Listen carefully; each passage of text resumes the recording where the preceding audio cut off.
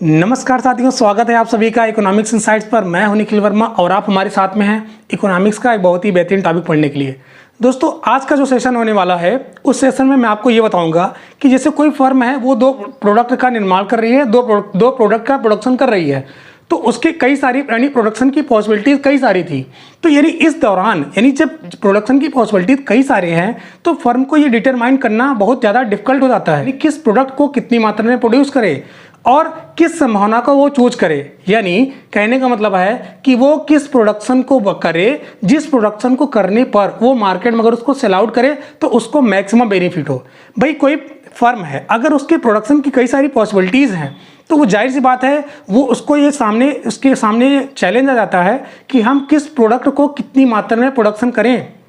अगर मान लीजिए फिलहाल के लिए अगर वो दो वस्तु का प्रोडक्शन कर रही है, मान लीजिए कि एक आपका जो है गुड्स ऑफ एक्स है, ठीक है, और आपका गुड्स ऑफ वाई है।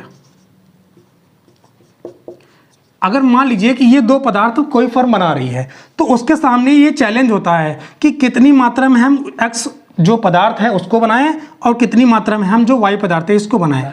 तो आज के सेशन में मैं आपको ये बताने वाला हूं कि अगर कोई भी फर्म है वो दो पदार्थों का निर्माण कर रही है, यानी दो चीज़ वो बना रही है, तो दो चीज़ों को बनाने पर उसको कौन सी ऐसी कम्बिनेशन को सिलेक्ट करना चाहिए, ऐसे कौन से उसको प्रोडक्शन की पॉसिबिलिटी उसको लेना चाहिए जिसको लेने से उसको मैक्सिमम प्रॉफिट हो। ठीक है दोस्तों, मैं आपको बता दूं कि कोई भी कम्बिनेशन है गुड्स एक्स की गुड्स वाई की, तो वो उसी जगह लेगा। उसके लिए कुछ शर्त है, वो शर्त मैं आपको बताता हूं तो आपके समझ में आ जाएगा कि कोई भी फर्म है वो फर्म इन दोनों शर्तों को अगर वो कंप्लीट करती है तो जा करके उसको मैक्सिमम प्रॉफिट प्राप्त होगी। देखिए ध्यान से दोस्तों, आपके सामने ये डायग्राम है, तो इस डायग्राम में आप देखिए कि यानी आपका जो ए बी है ये आपका प्रोडक्शन पॉसिबिलिटी कर्व है, यानी उत्पादन संभावना वक्र है, और यहाँ पर जो आपका आइसो रेवेन्यू लाइन है आर और एल है, ये आपका R L iso revenue line है। जिसको आइसो रेवेन्यू लाइन नहीं पता है यानी सम आय रेखा नहीं पता है, इस सेशन को डायरेक्ट ही देखा है और पिछले वाले सेशन को, मेरे किसी भी सेशन को अटेंड नहीं किया है तो हमारी प्लेलिस्ट में जाए, हमारी प्लेलिस्ट में वीडियो पड़ी हुई है आइसो रेवेन्यू लाइन क्या है, प्रोडक्शन पॉसिबिलिटीज कर्व क्या है, वहाँ से वो प्लेलिस्ट में जाके विजिट कर सकता है, उसको पता चल जाएगा। तो फिलहाल के लिए हम अपने टॉपिक पे आते हैं। तो जो कोई फर्म है वो फर्म उसी प्रोडक्शन को करेगी, यानी उसी प्रोडक्शन पॉसिबिलिटीज को लेगी जिस पर जो आपका आइसो रेवेन्यू लाइन है और आपका जो प्रोडक्शन पॉसिबिलिटीज है ये दोनों एक दूसरे को जिस पॉइंट पर स्पर्श करेंगे वो आपका टू कॉम्बिनेशन ऑफ फैक्टर्स का ऑप्टिमम कॉम्बिनेशन होगा। कहने का मतलब है कि यहाँ पर आप देख रहे हैं इस डायग्राम में, जैसा कि हमेशा की तरह ओ एक्स अक्ष है, इस अक्ष पर आपको एक्स पदार्थ दिखाया जा रहा है और ये आपका वर्टिकल जो लाइन दिख रही है सीधे यहाँ से यहाँ तक, ये आपका वर्टिकल लाइन ओ वाई अक्ष है और ओ वाई अक्ष पर आपका वाई पदार्थ दिखाया गया है। तो यहाँ पर आपका वाई पदार्थ ये भी आप खुद मान सकते हैं। फिलहाल के लिए हमने एक्स पदार्थ माना है और वाई पदार्थ माना है, तो आपको यही मानना है। तो आपको पता है कि जब भी कोई फर्म है वो फर्म उसी प्रोडक्शन ऑफ पॉसिबिलिटीज को चूज करेगा जहां पर उसकी रेवेन्यू लाइन यानी iso revenue line R L और जो प्रोडक्शन पॉसिबिलिटीज कर्व है यानी ए बी एक दूसरे को जिस पॉइंट पर स्पर्श करेंगे उसकी वही क्या होगी, अनुकूलतम कॉम्बिनेशन होगी। अनुकूलतम क्या होगी, अनुकूलतम उसका संयोग होगा, कॉम्बिनेशन होगा। ये आइसो रेवेन्यू लाइन ये पीपीसी को इस पॉइंट पर क्या कर रहा है, स्पर्श कर रहा है। तो ये ऐसा कॉम्बिनेशन होगा एक्स पदार्थ और वाई पदार्थ का जिस कॉम्बिनेशन को अगर कोई फर्म है वो मार्केट में सेल आउट करती है, मार्केट में बेचती है। सपोज डैट मान लीजिए एक्स पदार्थ का मान लीजिए कि वो 500 यूनिट का प्रोडक्शन कर रही है, ठीक है, एक्स पदार्थ का, और वहीं पर जो वाई पदार्थ है, वाई पदार्थ का जो प्रोडक्शन कर रही है मान लीजिए वो 300 यूनिट का प्रोडक्शन कर रही है। तो अगर इस कॉम्बिनेशन को वो फर्म सेलेक्ट करती है, वो कॉम्बिनेशन को लेती है, यानी एक्स पदार्थ की 500 यूनिट और जो वाई पदार्थ है उसके 300 यूनिट, इसका इस प्रोडक्शन को यानी इस संयोग को, इस कॉम्बिनेशन को अगर फर्म सेलेक्ट करती है इस पॉइंट पर, तो अगर इस इतने यूनिट को मार्केट में सेल आउट करेगी तो उसको क्या होगा, मैक्सिमम प्रॉफिट होगा, मतलब ज़्यादा से ज़्यादा उसको लाभ होगा इसी कॉम्बिनेशन की चूज करने की वजह से। और ऐसे भी हो सकता है कि ऐसे कई सारे कॉम्बिनेशन और बनेंगे एक्स पदार्थ और वाई पदार्थ के जिसको बेचने से उसको और इसकी तुलना में कम इनकम प्राप्त होगा। तो मैंने आपको बताया कि कोई भी फर्म होगा वो किस कॉम्बिनेशन को चूज करेगी, उसी कॉम्बिनेशन को चूज करेगी जहां पर आपका आइसो रेवेन्यू लाइन पीपीसी को स्पर्श करेगा। ये क्या है, ये पहला तरीका है, यानी पहली कंडीशन है कि किसी भी फर्म को जब मैक्सिमम प्रोडक्शन प्राप्त हो, इसके लिए पहला कंडीशन है। और दूसरी कंडीशन क्या हो सकती है, दूसरी कंडीशन ये है कि आपका जो पीपीसी वक्र है यानी प्रोडक्शन पॉसिबिलिटीज कर्व है, ये प्रोडक्शन पॉसिबिलिटीज कर्व जो है क्या होना चाहिए, नीचे से नतोदर होना चाहिए और टू द ओरिजिन। मतलब कि ये आपका मूल बिंदु है, इस मूल बिंदु के क्या होना चाहिए, ओरिजिन होना चाहिए, वो भी कैसे, नीचे से नतोदर, मतलब कि अवतल कह सकते हैं, उभरा हुआ तल। ठीक है, नतोदर क्या होता है, ये आपका ऐसे है, ये आपका जो है क्या है, उभरा हुआ तल है। ठीक है, ये तो ये आपका क्या है, उभरा हुआ तल है, इसी को हम बोलते हैं नतोदर। तो आपका जो आपका पीपीसी है वो पीपीसी ए और बी है। तो आप देख रहे हैं इसका जो शेप है कुछ इस तरीके से है, मतलब कि आप अगर ऐसे बनाएं तो कुछ इस तरीके से है। तो ये आपका क्या है, मूल बिंदु की ओर नतोदर है। ठीक है, यानी अवतल बोल सकते हैं, कॉनकेव टू द ओरिजिन बोल सकते हैं। ठीक है, तो पहला कंडीशन क्या है किसी भी फर्म को मैक्सिमम प्रॉफिट पाने के लिए कि वो एक्स पदार्थ और वाई पदार्थ के उसी कम्बिनेशन को लेगा जिस कम्बिनेशन पर, यानी जिस पर आपका जो आइसो रेवेन्यू लाइन है पीपीसी को जिस पॉइंट पर स्पर्श करेगी उसी कम्बिनेशन को कोई भी फर्म वो लेगी। ठीक है, ये पहला कंडीशन है। और दूसरा कंडीशन क्या है कि आपका जो आपका प्रोडक्शन पॉसिबिलिटीज कर्व है वो नीचे से, यानी देख रहे हैं आपका आरएल ये आपका आइसो लाइन है और ए बी आपका जो पीपीसी है वो नीचे से टच कर रही है, मतलब कि कुछ इस तरीके से, और कैसा है, टू द ओरिजिन है। तो फिलहाल के लिए यहाँ पे दो कंडीशन है जिस कंडीशन को फॉलो करके कि दो पदार्थों का जो अनुकूलतम संयोग है यहाँ पे किसी भी फर्म को प्राप्त हो जाता है। और ऐसे भी हो सकता है कि मान लीजिए कि जो फर्म है उसके पास और ज़्यादा उपलब्ध साधन हो जाए, यानी उसको संसाधन की मात्रा और मिल जाए, तो जाहिर सी बात है वो प्रोडक्शन और करेगी। जब प्रोडक्शन और करेगी तो उसको कहीं ना कहीं लाभ ज़्यादा मिलेगा, और जब लाभ ज़्यादा मिलेगा तो जब प्रोडक्शन वो करेगा और ज़्यादा उसके पास जब रिसोर्सेज उपलब्ध हो जाएंगे तो उसकी जो प्रोडक्शन की पॉसिबिलिटीज़ हैं और ज़्यादा बढ़ जाएंगी। तो जब और ज़्यादा बढ़ जाएंगी तो आपका जो पीपीसी है बाएं से क्या है, दाएं खिसक जाएगी, मतलब कि यहाँ से इधर चली जाएगी। तो आप यहाँ पे देख रहे हैं जो आपका CD है ये आपका एक पीपीसी है। ठीक है, यानी प्रोडक्शन पॉसिबिलिटी कर्व है। और आपका जो R' और L' है, शायद आपको नहीं दिख रहा होगा वीडियो में, तो यहाँ पर मैं आपको बता दूं कि यहाँ पर R' है और यहाँ पर L' है। ठीक है, तो ये आपका R' L' ये आपका आइसो रेवेन्यू लाइन है और जो CD है ये आपका पीपीसी है। मैंने आपको पहले ही बताया कि क्या है कि कंडीशन क्या है किसी भी फर्म को मैक्सिमम प्रॉफिट करने के लिए, यानी किस कम्बिनेशन को सिलेक्ट करेगा, उसी कम्बिनेशन को वो सिलेक्ट करेगा जिस कम्बिनेशन से, यानी यहाँ पर आपका आइसो रेवेन्यू लाइन पीपीसी को जिस पॉइंट पर स्पर्श करेगी वो उसी कम्बिनेशन को, यानी उसी संयोग को, एक्स पदार्थ और वाई पदार्थ के उसी संयोग को वो लेगा और उसको लेने से उसको मैक्सिमम प्रॉफिट होगा। ठीक है, और दूसरी कंडीशन मैंने आपको बता ही दिया है कि वो क्या होना चाहिए, कॉनकेव टू द ओरिजिन होना चाहिए, मतलब कि उसका जो ये आपका पीपीसी है वो नतोदर होना चाहिए, यानी अवतल होना चाहिए। ठीक है, तो यहाँ पर उसको कम्बिनेशन प्राप्त हो जाएगा। अब समझिए, जैसे मान लीजिए कि फिलहाल के लिए जो फर्म है वो यहाँ पर है, यानी इसको मान लीजिए E और इसको मान लीजिए F। ठीक है, अब E पर जब वो उसी संयोग को लेगा एक्स पदार्थ और वाई पदार्थ को जहाँ से उसको मैक्सिमम प्रॉफिट होगा, तो हम यहाँ पे ये देखते हैं कि एक्स पदार्थ को कितना मात्रा में वो ले रहा है और वाई पदार्थ को कितनी मात्रा में ले रहा है, जिसको उसको सेल आउट करना है। तो मतलब कि ऐसे आप ड्रा कर दीजिए लाइन, और एक लाइन यहाँ पर ड्रा कर दीजिए। ठीक है, और इसको नाम दे दीजिए OM और इसको नाम दीजिए OM और इसको N लिख दीजिए।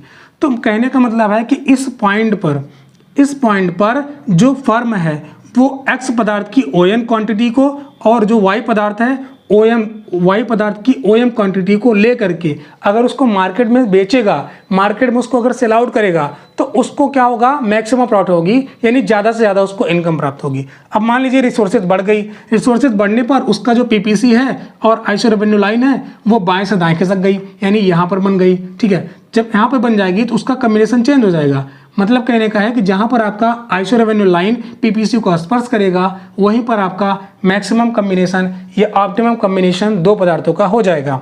तो यहाँ पर फिलहाल के लिए बन रहा है। तो यहाँ पे हम चेक करते हैं कि एक्स पदार्थ और वाई पदार्थ की कितनी कितनी क्वांटिटी कोई फर्म मार्केट में बेचने के लिए ले रहा है। तो यहाँ पर ध्यान से देखिए, मैंने एक लाइन ऐसे ड्रा करी और एक लाइन यहाँ से ड्रा करी। ठीक है, यहाँ पे M था, यहाँ पे इसको हम M' मान लेते हैं, और जब यहाँ N था और यहाँ पर मैं इसको L है ये N' मान लेता हूँ। ठीक है, अब ध्यान से समझिए, इस कम्बिनेशन पर जो आपका एक्स पदार्थ है उस एक्स पदार्थ की कितनी क्वांटिटी कोई फर्म ले रहा है ओ से लेकर के एन तक, ठीक है, यानी यहाँ से लेकर के यहाँ तक ले रहा है। और जो आपका वाई पदार्थ है उस वाई पदार्थ का कितना कम्बिनेशन कोई फर्म ले रहा है मार्केट में सेल आउट करने के लिए, जब उसके पास रिसोर्सेज बढ़ गई, ज़्यादा मात्रा में प्रोडक्शन हो रहा है, तब कितना हो रहा है, यानी यहाँ से लेकर के और यहाँ तक, ठीक है, यानी ओ से लेकर के एम डैश तक, यानी इतनी क्वांटिटी वाई पदार्थ की और इतनी क्वांटिटी एक्स पदार्थ की कोई फर्म ले रही है, जिसको मार्केट में सेल आउट करने से उसको मैक्सिमम प्रॉफिट हो रहा है। और इस तरह की और सारी कम्बिनेशन बन सकती है। और मैं आपको बता दूं कि जैसे मान लीजिए रिसोर्सेज की क्वांटिटी और ज़्यादा बढ़ गई, किसी फर्म के पास रिसोर्स की मात्रा और ज़्यादा आ जाएगी तो और ज़्यादा प्रोडक्शन करेगा। जैसे हम आप लोग भी ऐसे ही करते हैं। हम क्या करते हैं, जब हमारे पास छोटा सा अमाउंट होता है किसी चीज़ को बनाने के लिए, किसी चीज़ में इन्वेस्ट करने के लिए, तो हम क्या करते हैं, ऐसा तो नहीं है ना कि आपके पास थोड़ी सी साधन है, उस साधन में आप बहुत बड़ा रिस्क ले लिए तो पता लगे भैया अगले दिन आपका ध्वस्त हो गया, मतलब आप जितना स्टार्टअप आपके पास स्टार्टअप करने के लिए था आपने पूरा अमाउंट खो दिया। तो ऐसा तो नहीं करेंगे। ऐसा कर सकते हैं कि आपके पास जो भी इनकम है, जो भी आपके पास छोटे मोटे अमाउंट है, उस अमाउंट को आप उतना ही इन्वेस्ट करेंगे जहाँ आप किसी रिस्क को क्या करेंगे, झेल सकते हैं। अब मान लीजिए आप उस छोटे से अमाउंट से थोड़ा थोड़ा प्रॉफिट ले रहे हैं। जब आप थोड़ा थोड़ा प्रॉफिट लेंगे तो उस प्रॉफिट लेने के बाद आप अपने क्या करेंगे, बिजनेस को थोड़ा सा और ज़्यादा बूस्ट करेंगे।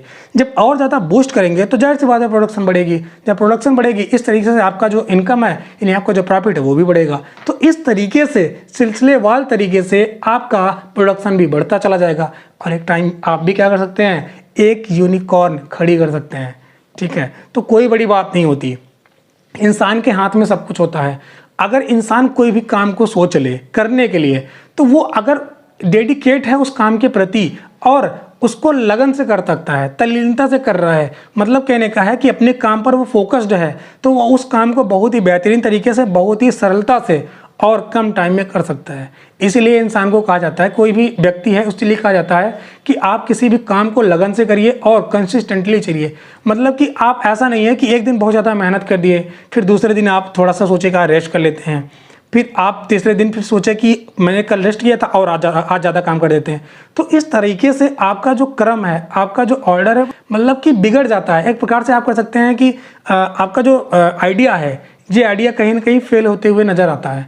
तो इस तरीके से अगर आप काम करेंगे तो जाहिर सी बात है कि आपको ग्रो होने में काफ़ी टाइम लग जाएगा। हाँ, ऐसा कर सकते हैं कि आप कोई भी बिजनेस खड़ी कर सकते हैं या कोई भी स्टार्टअप शुरू करने के लिए आप उस चीज़ को, आइडियाज़ को आप फॉलो करिए। आइडियाज़ को फॉलो करने के दौरान आप धीरे धीरे उस चीज़ को सिलसिलेवार तरीके से आप करते जाइए। आप देखेंगे कि कम टाइम में आपको सफलता मिल जाएगी।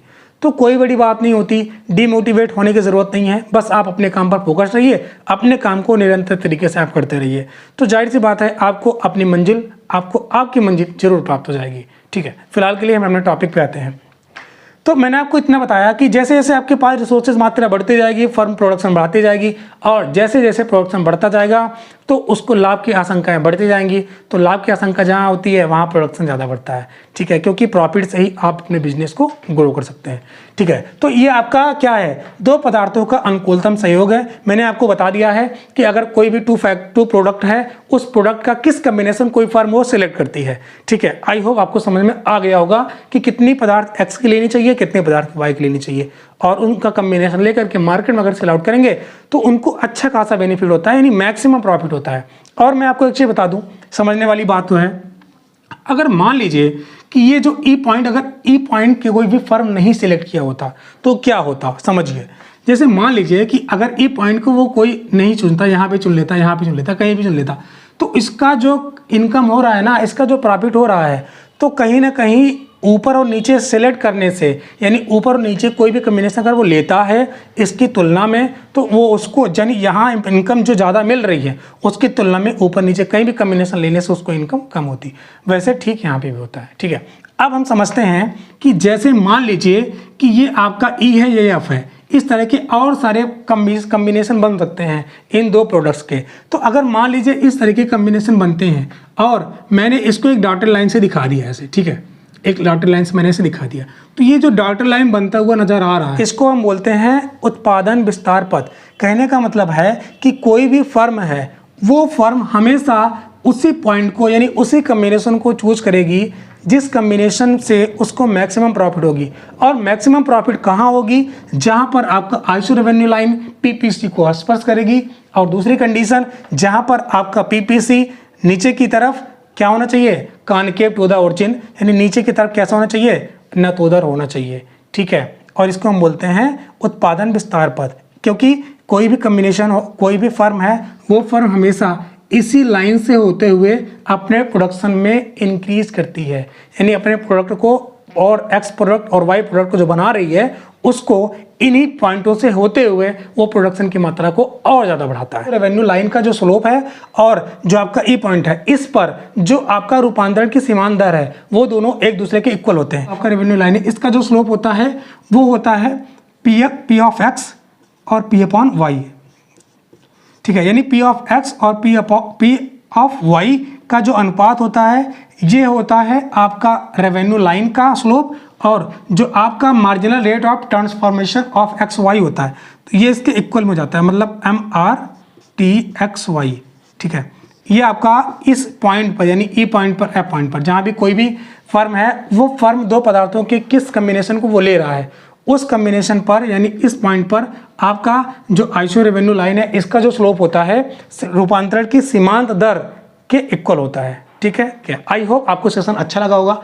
सेशन अच्छा लगा हो तो सेशन को लाइक करना ना भूलें और इसे अपने दोस्तों के साथ भी शेयर करें। और इस तरह की कोई भी आपको प्रॉब्लम या आपको कोई भी डाउट अगर इस सेशन के बारे में हुआ है तो आप उसको कमेंट बॉक्स में कमेंट कर सकते हैं, मैं उसका आंसर जरूर करूंगा। ठीक है, तो एक छोटा सा प्यारा सा कमेंट आप इस सेशन के बारे में जरूर दीजिएगा, क्योंकि आपका फीडबैक हमारे लिए मोटिवेशन का काम करता है। और दूसरी चीज़, एक जाते जाते आप बगल में एक ब्लैक कलर में सब्सक्राइब का बटन होगा, आप उसको सब्सक्राइब करके बेल आइकन क्लिक कर लीजिए ताकि जितने भी मेरी वीडियोज आपके सामने जाएं, यानी यूट्यूब पर जब भी अपलोड हो तो आपको पहले नोटिफिकेशन मिल पाए और आप इकोनॉमिक्स का एक अच्छे टॉपिक को आप समझ पाएँ। ठीक है, मिलते हैं किसी और अच्छे सेशन के साथ, तब तक के लिए अपना ख्याल रखिए, धन्यवाद।